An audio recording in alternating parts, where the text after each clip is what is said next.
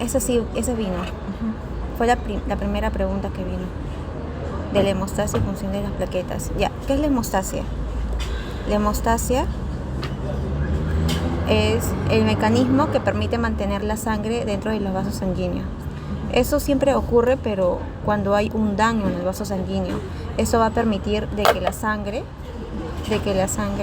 se mantenga en estado líquido y que se forme un tampón hemostático. El tampón hemostático es formado por las plaquetas. Hay tampón hemostático primario y hay tampón hemostático secundario, pero eso lo vamos a ver después, ¿okay? Entonces, permite que los vasos sanguíneos permite que la sangre esté dentro de los vasos sanguíneos a través de la formación de ese tampón de plaquetas, o también llamado tampón hemostático. Esa es la hemostasia. ¿Está bien? Ya. La trombosis es lo mismo, va a formar un tampón, pero sin embargo no va a haber lesión, el vaso no va a estar lesionado o va a ser una lesión de escasa importancia, por lo que es una activación de la hemostasia, pero no se debería dar, es una activación inadecuada, por eso menciona acá. Entonces, a diferencia de la hemostasia, la trombo aparece sin un sangrado extremo, sin ninguna lesión o una lesión de escasa importancia. Entonces, las plaquetas es muy importante. ¿Por qué? Esto primero se va a sintetizar, al igual que el eritrocito, se va a sintetizar en la médula ósea. Eso se va a producir en la médula ósea y va a tener características muy importantes. Por ejemplo, en la zona periplaquetaria, o sea, peri es en la periferia, alrededor de las plaquetas, va a tener unas glicoproteínas, las glicoproteínas 2B y 3A. Esto, más que su activación, va a llamar a las demás plaquetas para que así se forme ese tampón, porque ese tampón no se va a formar con una plaqueta, sino va a llamar a las demás, y así se va a hacer un tampón, un conjunto de plaquetas. Y también va a ser las granulaciones. Las granulaciones están dentro de las plaquetas y estas son las que van a llamar. Se van a encontrar dentro de las plaquetas. ¿Y cuál es la importancia de las granulaciones? Estas sustancias van a llamar a más plaquetas cuando se libere para tapar la herida o la lesión. Esos van a formar el tampón. Y el origen de las plaquetas. El origen van a ser los pedacitos de los megacariocitos. Ese es el megacariocito y los pedacitos son las plaquetas. Ajá. Y la tubulina es una proteína que va a permitir los cambios de formación de la plaqueta. ¿Por qué? Es que acá está la plaqueta en reposo, es decir, de que está inactivada. Pero cuando está activada tiene un cambio de forma. Se forman unos pseudópodos. Y por eso se dice de que permite los cambios en la forma de la plaqueta. Entonces, si no hay tubulina, no se va a poder activar la plaqueta, no se va a poder transformar, va a quedarse quieto, no se va a formar ese tampón plaquetario. Y la trombocitosis es cuando hay una gran concentración de plaquetas. Y la trombocitopenia es cuando hay una disminución de las plaquetas. Ya, eso es todo. ¿Y cuál es la fase de la hemostasia? Acá primero está un daño, ese es el estímulo, el daño. Y después lo primero que se hace es la vasoconstricción. Se produce la vasoconstricción por la adrenalina y la noradrenalina por los receptores alfa 1. ¿Y para qué se produce esta vasoconstricción? Para minimizar la pérdida de sangre. ¿Por los factores qué? Alfa 1. Ajá, a través de los receptores alfa 1, y esto lo hace posible la adrenalina y la noradrenalina. Lo estoy grabando por si acaso. Después te lo envío. Me estoy grabando. Y entonces, primero es la vasoconstricción para minimizar la sangre.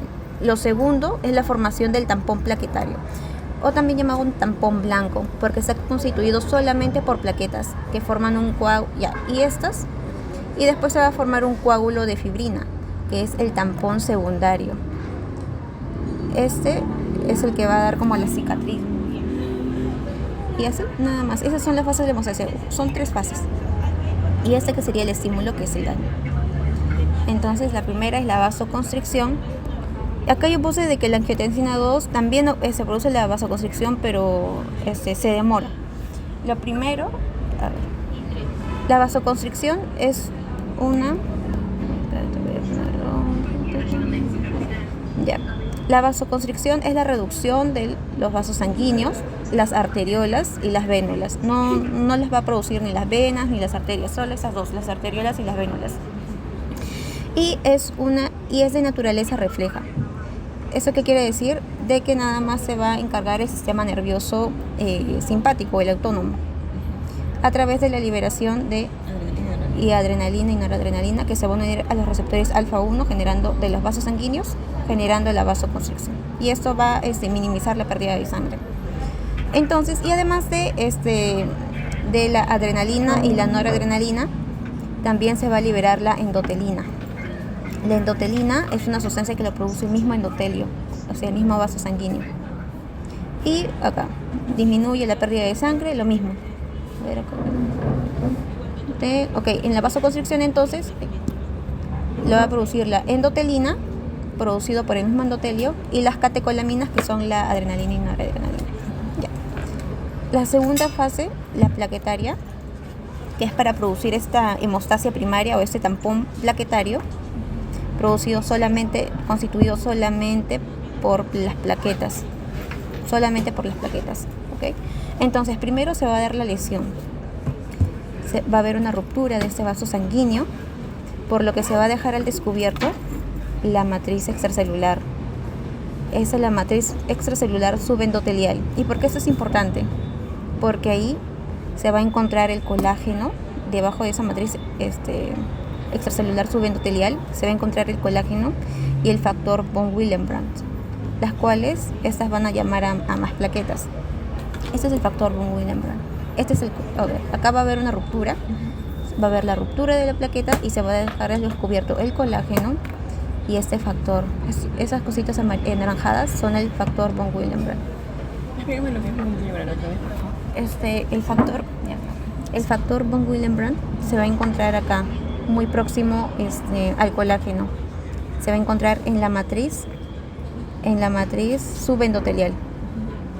Y este factor von Willebrand va a ser muy importante porque ahí es donde se va a unir las plaquetas y va a llamar a más plaquetas y va a más plaquetas. Entonces, el factor von Willebrand es importante porque permite la unión de la plaqueta. Pero esas bolitas, ¿qué son? Ese es el factor von Willebrand. ¿Pero qué tienen esas bolitas? Esas bolitas, por lo que entendí, nada más permite de que la plaqueta se una. ¿Pero qué tienen adentro? O sea, proteínas, enzimas, ¿qué tienen adentro? Eso sí no sé. ¿No dijo? No dijo. Entonces, las plaquetas van a tener receptores del factor von Willebrand y una vez unidas se activan liberando los gránulos y así se va a traer más plaquetas. Entonces, ese factor va a activar a la plaqueta. Y cuando la plaqueta se activa, van a tener sus pseudópodos, esas ramitas. Esto es gracias a la tubulina que vimos. Entonces, ese factor va a activar a las plaquetas. Adherencia plaquetaria. Entonces, acá primero va a haber una ruptura y esta ruptura va a dejar al descubierto a esta matriz subendotelial. Va a haber una ruptura del vaso sanguíneo. El vaso sanguíneo se va a dejar al descubierto su matriz o su membrana, su matriz extracelular subendotelial en el endotelio. Y primero se va a encontrar este factor von Willebrand solito. Después van a venir las plaquetas, el cual va a tener su receptor. Y su receptor de las plaquetas que se unen al factor von Willebrand son las glicoproteínas 1B. Si no hay las glicoproteínas 1B, entonces no se va a unir este factor. ¿Y 2B? 2B también va a estar, pero creo que tiene otra función. Ahorita lo vamos a ver. Y aquí se va a unir el factor von Willebrand, por lo que va a activar las plaquetas, las cuales van a liberar sustancias. Y estas sustancias son los granulocitos. ¿Okay? Esas van a liberar granulocitos. Y así se va a formar un tampón blanco, porque por la acumulación de estas plaquetas, nada más plaquetas. Y esta es la activación plaquetaria, que procesos que van a activar a la plaqueta. Acá la profesora nada más lo mencionó, lo pasó rápido. que va a haber una metamorfosis. Una metamorfosis, el cambio de forma de la plaqueta, metamorfosis viscosa también se dice. Y básicamente es el cambio de plaquetas. Adherencia plaquetaria, activación. Y esa es la metamorfosis. Ok, entonces el primer tampón plaquetario se llama hemostasia primaria. Eso es importante. El primer tampón plaquetario, hemostasia primaria. Solamente participan las plaquetas. Solamente participan las plaquetas. Entonces, estas glicoproteínas, la glicoproteína 2B y la glicoproteína 3A, esas van a llamar a las otras plaquetas. Entonces, la glicoproteína 1B creo que era. 1B. Sí. La glicoproteína 1B es un receptor que se permite su adherencia al factor von Willebrand. Y la glicoproteína 2B más 3A son las que van a llamar a las otras plaquetas. Esas van a llamar a las otras plaquetas para que se forme la hemostasia primaria o tampón plaquetario. Y eso es lo mismo, se une gracias a la proteína 2B3A y la sustancia que libera la plaqueta activada, estos son fibrinógeno, PF4, factor 5, estos son los granulocitos. Y aquí hay un defecto, porque van a haber defectos de la función plaquetaria. Por ejemplo, pueden ver síndromes. Y acá puse qué pasaría si, o sea, las lesiones, las posibles lesiones. Por ejemplo, puede haber una lesión en el factor von Willebrand. ¿Esto cómo se refleja? Con heridas que no dejarían de sanar porque no se va a formar ese tampón, o también moretones que se aparecen de la nada. También está la deficiencia Bernard-Solier, que está relacionada a la glicoproteína 1B. Esa era la glicoproteína que se unía al factor von Willebrand. Igual, habría moretones, no se formaría el tampón plaquetario. Y también está la deficiencia de trombos, que es la deficiencia de la glicoproteína 2B y 3A, que esas son las que llaman a las otras plaquetas. Y ya no se activarían las demás plaquetas. Entonces, aquí está. Esa es la deficiencia de von Willebrand. Y el factor von Willebrand es la que se une, es lo que hace posible de que la plaqueta se una al endotelio para que llame a las demás plaquetas y así se forme ese tampón plaquetario. Y también está la glicoproteína 2B y 3A, las que se van a encargar del llamado de otras plaquetas, y esas plaquetas también se van a activar una vez que toquen el factor von Willebrand. Y está también el Bernard-Solier, que está relacionada a la glicoproteína 1B. Y nada más. Y esas son lesiones. No lo tomó, pero voy a por si acaso. Y me va a tomar todo, estoy seguro. Sí, y esa es la hemostasis secundaria. Y la hemostasis secundaria, a diferencia de la primaria, que nada más estaba conformado solamente por plaquetas, acá se va a producir un tampón amarillo. Esto es la fibrina. Fibrinógeno. Ajá, viene de fibrinógeno. Ya, la diferencia entre tampón blanco, hemostasia primaria, y tampón amarillo. El tampón blanco está hecho solamente por plaquetas y el tampón amarillo está hecho nada más por fibrina. Esa es la diferencia. Así que la coagulación sanguínea. Ya, acá la profesora nos hizo como un vocabulario. Por ejemplo, ¿qué es la enzima? La enzima cataliza la reacción, o sea, lo agiliza la reacción. El sustrato es el que recibe la acción y el producto es lo que se produce. Así nos dijo. Entonces, reunidos sobre una superficie específicas, plaquetas activadas, manteniendo el promedio allá. Hay 3 etapas para la coagulación sanguínea, que es la tercera fase, la coagulación sanguínea. La primera es la generación de un activador de la protrombina. O sea, la protrombina va a encargar de que el fibrinógeno pase a fibrina. La segunda es la formación de la trombina y la formación de la fibrina. Entonces, todo comienza con la protrombina. Esto va a pasar a trombina gracias al complejo protrombinasa. Y la trombina va a ser como una enzima, la cual va a hacer de que el fibrinógeno se transforme en fibrina. Y la fibrina es parte del tampón amarillo. Y acá están los factores de coagulación. Aquí la profesora nos dijo que nos centráramos en esto, en 1972. ¿Por qué? Porque el factor de coagulación 10, el factor de coagulación 9, el factor de coagulación 7 y el factor de coagulación 2 están determinadas por la vitamina K. ¿Cuál es la importancia de esos factores? Es que la vitamina K limita la producción de estos factores de coagulación.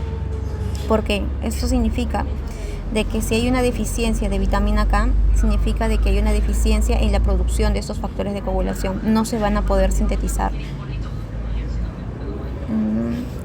Para una hemostasia se necesita plaquetas y los factores de coagulación. Por eso son muy importantes, para que se forme esa hemostasia. Para una hemostasia, plaquetas y los factores de coagulación. Los factores de coagulación primero se van a producir a nivel del hígado. Estos se producen a nivel del hígado, los factores de coagulación. Y segundo, estos se van a encontrar circulando en el plasma, pero de forma inactivada.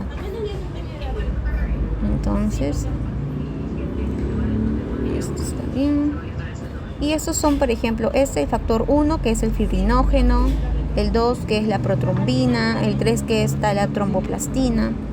Sin embargo, esto es de su forma inactivada. Cuando es 1, 2, esa es su forma inactivada. ¿Cuál es su forma activada? Cuando está 1A, 2A. Cuando se agrega esa palabra A, significa de que ya este factor de coagulación está activado. Y acá dice algunos factores de coagulación están relacionados con la vitamina BK, y una deficiencia de la vitamina BK produce una disminución de la síntesis de estos factores de coagulación, de 10, del 9, del 7 y del 2. Estos son los que están determinados por la vitamina K.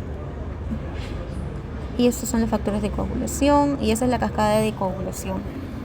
Ya. Está la vía intrínseca y la vía extrínseca. En el caso de la vía intrínseca se activa, pero cuando hay un daño en el endotelio.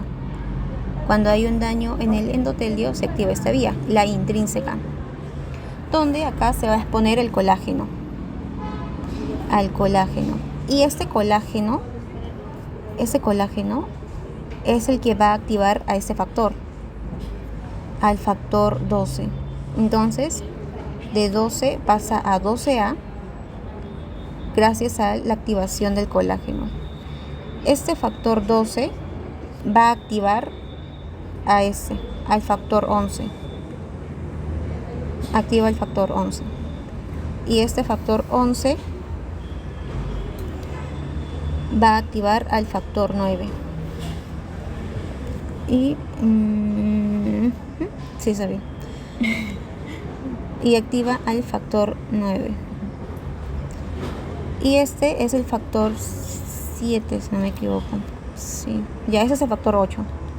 Ese es el factor 8. Ese es el factor 7. Ya, el factor 8 se va a activar por la trombina. Y este factor 9 y 8 va a formar una tenaza, que es la tenaza de la vía intrínseca. Ya. ¿Aló?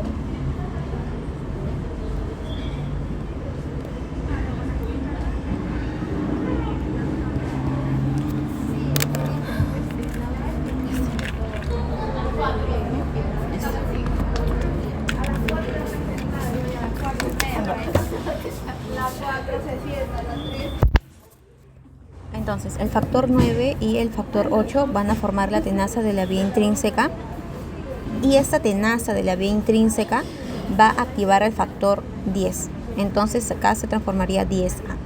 Y ese factor 10A va a activar al 2A, al 2, transformándose en 2A. Ahora la vía extrínseca. La vía extrínseca se activa por un daño tisular. Entonces, el daño tisular va a activar la vía extrínseca. Y acá se va a dar la activación del factor tisular, o también llamado el factor tisular es el 3. Es el 3 y activado sería 3A, y este 3A va a activar al 7. Al 7 y va a pasar a 7A.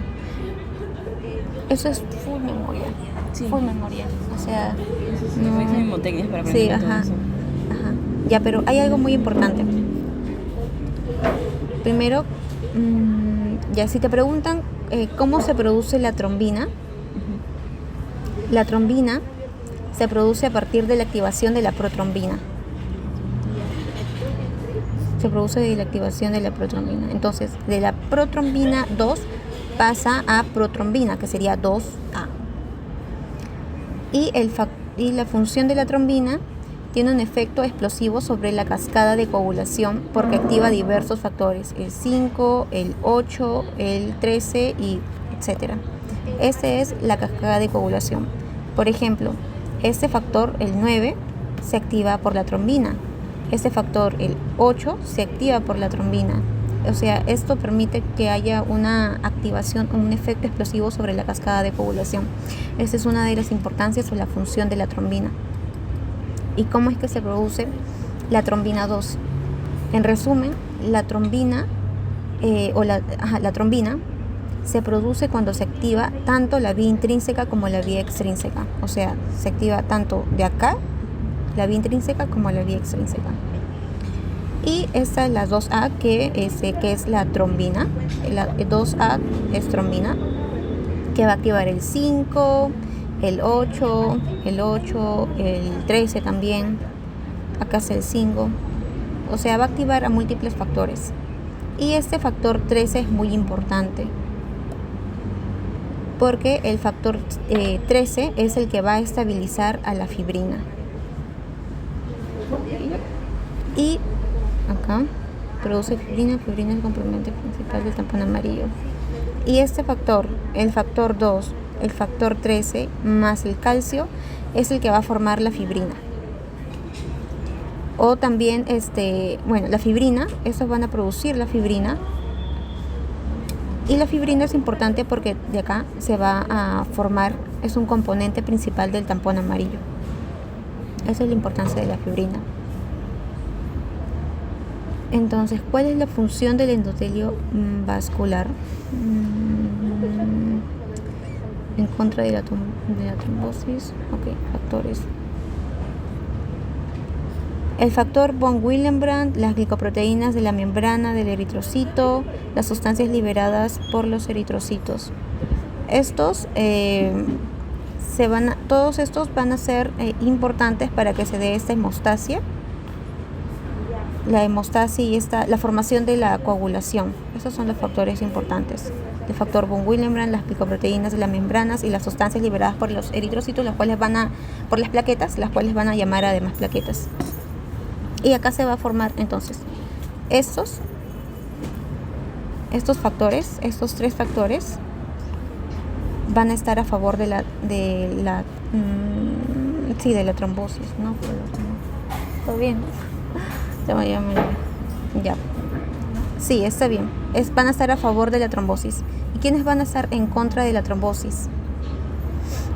Las que van a estar en contra de la trombosis es la antitrombina, que van a detener la cascada de coagulación, que es esta cascada de coagulación, las cuales, la cascada de coagulación, ¿cuál es su fin? Formar la fibrina. Por eso se tiene que formar la trombina. De acá de la cascada de coagulación era la trombina la que tenía la 2A.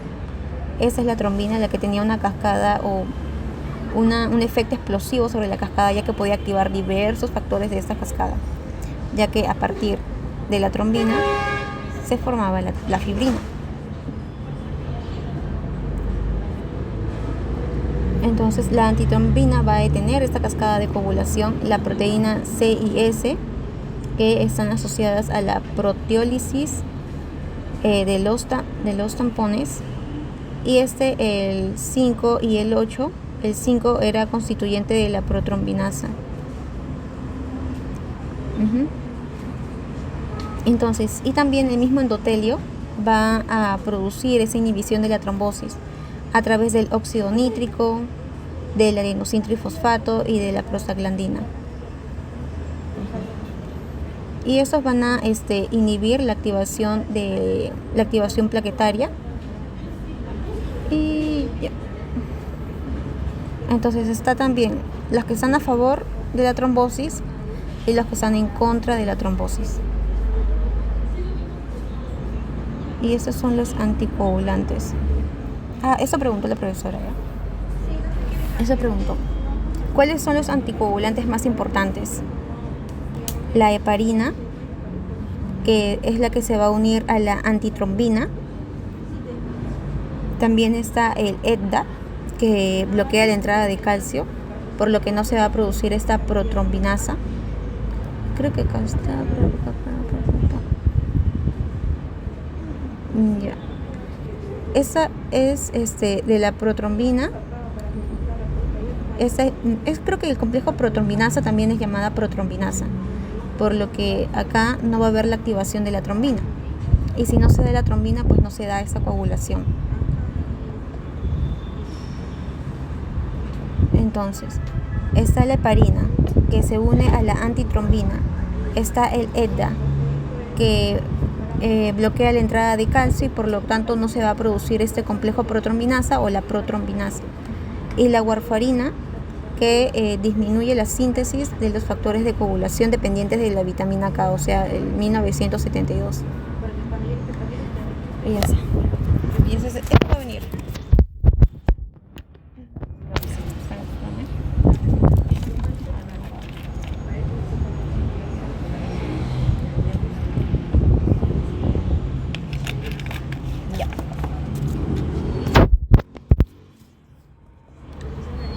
Entonces, de los glóbulos rojos.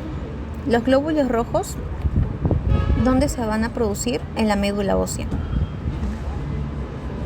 ¿Y cuál es la función? Y primero que el riñón va a producir la eritropoyetina. La eritropoyetina es una hormona el cual va a acelerar ese proceso de la eritropoiesis, es decir, de la formación y de la producción de los eritrocitos, de los glóbulos rojos. Entonces, ¿cuál es la función del riñón? Acá puse formación de plaquetas a través de la trombopoyetina, la formación de eritrocitos a través de la eritropoyetina. Entonces, una lesión en el riñón va a generar una disminución de los glóbulos rojos, ya que el riñón se encarga de acelerar ese proceso de la producción de esos glóbulos rojos. Por lo tanto, una lesión produciría una anemia, una disminución de los glóbulos rojos. Y este es los linajes. El linaje linfoide o la línea linfoide, la línea eritrocitoide, la línea mieloide. Y aquí también dice de que los megacariocitos son los que luego se van a convertir en las plaquetas. Una baja concentración de glóbulos rojos es anemia. Una alta concentración de glóbulos rojos se llama policitemia. Esos son los tipos de anemia según su tamaño, microcíticas, macrocíticas. Y también acá hay otro tipo de anemia, que es la anemia hipocrómica, que los niveles de hemoglobina son más bajos, por lo que la coloración es más clara. Es que la hemoglobina tiene un componente que es el hierro, y el hierro es el que le da la coloración a la sangre. Por lo tanto, si los niveles de hemoglobina bajan, entonces la coloración de la sangre es más clara. Por eso es anemia hipocrómica. Y es la membrana eritrocítica, que es altamente deformable gracias a su membrana y a sus componentes. Y esos son los diferentes tipos de anemia. La anemia panmilopática, la anemia aplástica, también es la anemia producida por un fallo renal, ya que el riñón es la que se va a encargar de la aceleración de este proceso de la eritropoiesis, o sea, la producción de glóbulos rojos la anemia megaloblástica, y esta que es la más importante, la anemia hemolítica, que es ya acá está el huesito, o sea, está dentro de la médula ósea. Todavía ese tipo de anemia es cuando el eritrocito todavía no está en circulación. Sin embargo, la anemia hemolítica, a diferencia de estos tipos de anemia, es cuando ya el eritrocito ya está formado, cuando el eritrocito ya está en formación. Entonces, es un tipo de anemia cuando el glóbulo rojo está en circulación. Esto se puede dar por parásitos, por efectos tóxicos, por diversos efectos. Y aquí está. Ya.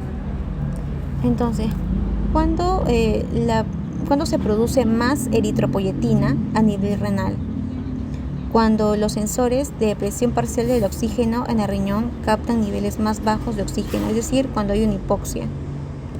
Cuando hay problemas como la hipoxia, es decir, bajos niveles de oxígeno, estos bajos niveles de oxígeno va a ser captado por el riñón. ¿Ok?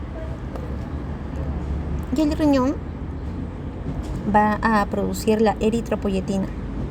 ¿Qué es la eritropoyetina? Es que va a acelerar el proceso de eritropoyesis, o sea, de que va a haber más producción de glóbulos rojos a nivel de la médula ósea. Y al haber más glóbulos rojos, pues va a aumentar la presión parcial de oxígeno. Entonces, ¿cuándo se libera eritropoyetina? Cuando hay una disminución parcial del oxígeno, porque la eritropoyetina va a acelerar la eritropoyesis, y la eritropoyesis es la formación de los glóbulos rojos. Entonces, al haber más glóbulos rojos, y también, bueno, acá puse una nota que al haber más glóbulos rojos, la circulación vuelve la sangre más viscosa. Y eso es algo muy importante del hierro, de que gracias al hierro es que se puede dar ese transporte de oxígeno. Justamente tiene que ver algo cómo solucionar esta hipoxia, que era una disminución de oxígeno.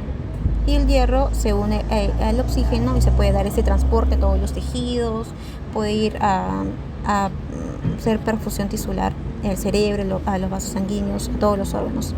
Y esta es la anemia hemolítica, esferocitosis hereditaria, es decir, de que este eritrocito, este glóbulo rojo, son muy susceptibles a la alteración de la osmolaridad.